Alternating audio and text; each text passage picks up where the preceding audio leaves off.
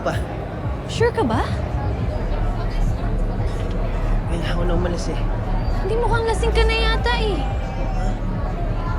Kuya, pinainom mo ba to? Bakit? 1 glass lang. Bakit? Kuya, hindi naman siya sanay uminom ng hard drinks eh. Chloe, come on. Ba't parang ako na naman yung kontrabida dito? Gusto ko lang kilalanin yung boyfriend mo eh. Bakit? Oh my gosh! Okay lang.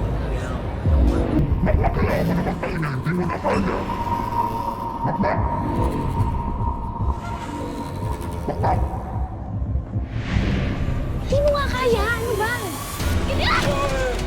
Makmak! Uy! Uy! Uy! Makmak! Nako. Baka may something-something na si Kaloy tsaka si Nadja. Hindi naman magagawa ni Nadja yun. Ano hindi? Eh nakita mo na nga. Tsaka bakit di gagawin ni Nadja yun? Eh tagal niyo nang hiwalay. Oo, yun na nga. Sa tagal na panahon, hindi siya nagpapaligaw, wala siyang boyfriend. Oo, bakit ngayon pa? Ano malay mo? Eh kung si Kaloy yung bago nagpapatibok ng puso ni Nadja. Hindi ako papayag. Ay, selos? Hindi selos. Galit. Alam mo, wala akong tiwala doon sa Kaloy na yun eh. Tsaka, hindi ako papayag na maging bahagi siya ng pamilya ko. Beshi, sigurado ka bang galit ka lang kay Kaloy? O baka naman, mahal mo pa si Nadja?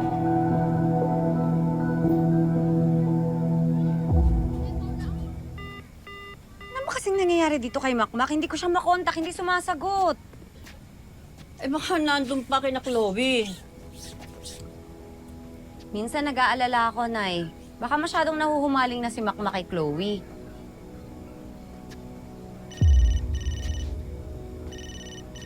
Makmak? Makmak? Tita Nadia, si Chloe po ito. Pasensya na po. Teka, ba't ikaw yung may hawak ng phone ni Makmak? Nasaan siya? May nangyari ba sa kanya? Huwag po kayo mag-alala. Okay naman po siya. Natutulog na po.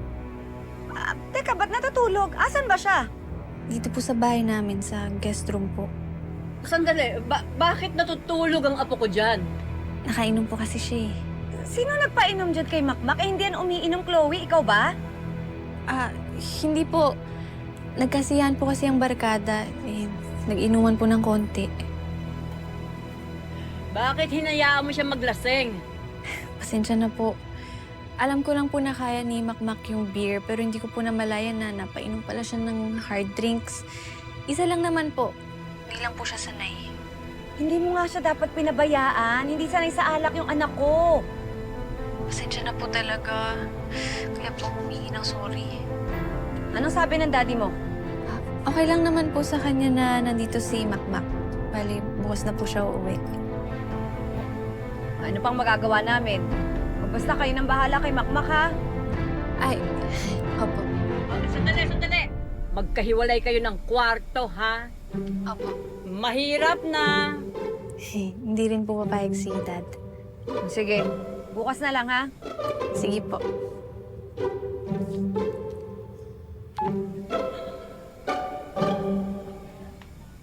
Alam kong mahal ni Makmak si Chloe, Nay. Pero ewan ko, Nay. Alam mo ako naman, nung una ko makita si Chloe, aba, gandang-ganda ako. Ang amo ng mukha eh. At saka mabait, nagmano pa sa akin. Talagang excited ako para sa apo ko. Ang ganda ng taste sa babae, di ba? Ang ganda ng nililigawan niya.